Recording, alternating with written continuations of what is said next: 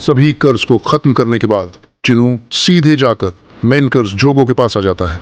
जिनू का सिस्टम पहले ही उसकी एबिलिटीज बताने लगता है। इतने में जोगो कुछ पूछ पाता उससे पहले ही जिनू सुपर स्पीड से एक पावरफुल ब्लैक फ्लैश पंच मारता है, जिससे जोगो दूर जाकर दीवार से टकराता है। तभी जोगो खुद को संभाल कर ब्रिज पर खड़े जिनू पर आग वाला हमला करता है, लेकिन उससे पहले जिनू अपने शैडो आयरन को बुला लेता है और अपनी शील्ड से अटैक को ब्लॉक कर देता है। तभी जोगो जिनू के ऊपर से नीचे आकर सीधे पेट पर एक फ्लेमिंग अटैक करता है, लेकिन वो भी बेकार जाता है। अचानक से जोगो पीछे से ब्लैक फ्लैश से हमला करने वाला होता है, लेकिन जिनू उसका हाथ पकड़कर उसे दूर बिल्डिंग पर फेंक देता है। अब जिनू अपने शैडो इग्रिस को बुलाता है और जोगो पर लगातार वार करवाता है। इग्रिस हमला कर रहा होता है, तभी जिनू भी सुपर स्पीड से अटैक करता है, जिससे जोगो बुरी तरह घायल हो जाता है। शैडो के साथ जिनू एटीट्यूड में जोगो को कमजोर कह देता है। ये सुनकर जोगो का गुस्से में सिर फट जाता है और जोगो गुस्से के आगे शहर को जलाने लगता है, लेकिन जिनू पर उसका कोई असर नहीं होता। जोगो तेजी से अपने मोल्टेन अटैक से हमला करता है, लेकिन जिनू